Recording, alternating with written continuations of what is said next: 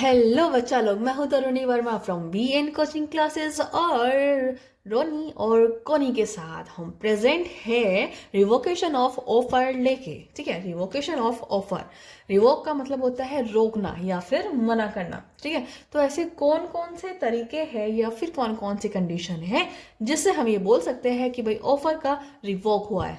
ठीक है, ऑफर का रिवोक हुआ है कि ऑफर नहीं माना गया। First of all, notice of revocation. भाई सामने वाले बंदे को आपने ऑफर दिया, उसने साफ साफ आपको नोटिस दे दिया कि भाई मैं नहीं एक्सेप्ट कर रहा हूं, तो वो क्या हो गया? Notice of revocation. Example, mister Ronnie ने मिस्टर कोनी को दिया ऑफर, मिस्टर कोनी ने साफ साफ कह दिया सॉरी मैं आपका ऑफर नहीं एक्सेप्ट करता हूं। ठीक है, तो यहाँ पे क्या हो गया? Notice of revocation. रिवोकेशन का नोटिस आ गया। Next, lapse of time. Lapse of time, time बीत गयो। टाइम कंप्लीट हो जाने के बाद, जितना भी टाइम पीरियड आपको दिया है वो कंप्लीट हो जाने के बाद आपका ऑफर रिवोक माना जाएगा। ठीक है, मिस्टर रोने ने कहा था कि आप मुझे 5 दिन के अंदर बता देना कि आप मेरे सामान लोगे या नहीं लोगे, तो मिस्टर कोनी ने 5 दिन तक कोई जवाब ही नहीं दिया। ठीक है, 5 दिन तक कोई जवाब ही नहीं दिया, तो ये क्या हो गया? ऑफर रिवोक हो गया। Next, non-fulfillment of condition precedent। non-fulfillment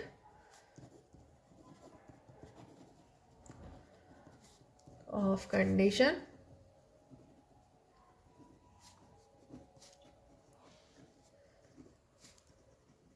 मतलब जो कंडीशन कही थी कि भाई ये आपको काम करना है, वो ही नहीं हुआ।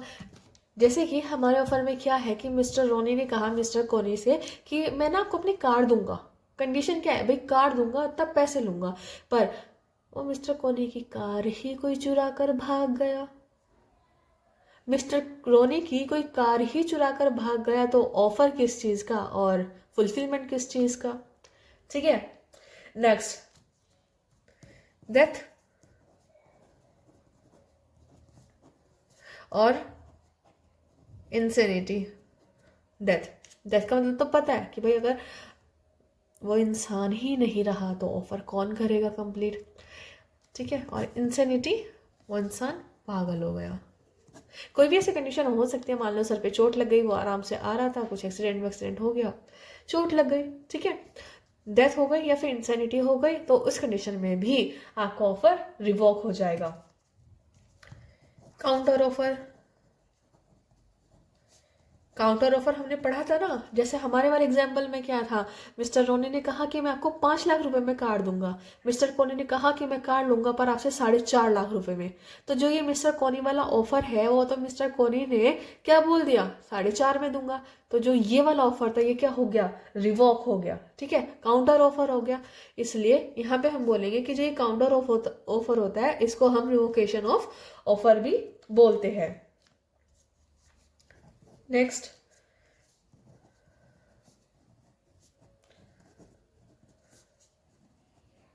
Non acceptance of offer as per usual या फिर प्रिस्क्राइब्ड मोड।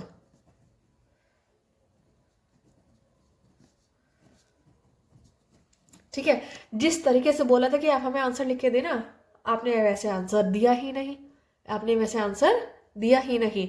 जैसे कि मिस्टर रोनी ने मिस्टर कोनी को मतलब बिजनेस है, दोनों की बहुत बहुत बड़ी कंपनी है, तो मिस्टर रोनी ने लेटर लिख के भेजा है मिस्टर कोनी को कि ऐसे ऐसे करके ऑफर है, तो क्या आप इसको एक्सेप्ट करेंगे? मिस्टर कोनी ने आंसर कैसे बोल दिया कि हाँ ठीक है देखते हैं, तो उस कंडीशन में क्या होगा? ऑफर रिवॉक माना जाएगा। क्यों? क्योंकि भाई जब इतनी बड़ी कंपनी कोई दूसरी कंपनी को कोई भी ऑफर दे रही है तो उसका ऑब्वियस सी बात है कि कोई एक सेट प्रोसीजर होगा ना। तो जिस प्रोसीजर से उसने बोला था या फिर जिस मोड से बोला था कि आप मुझे आंसर देना, मिस्टर कोनी ने ऐसा किया ही नहीं। ठीक है, तो इस कंडीशन में भी हम क्या बोलेंगे कि ऑफर का रिवोक हुआ है। और एक थोड़ा सा इंपॉर्टेंट पॉइंट कि इंडिया में आप ऑफर एंड एक्सेप्टेंस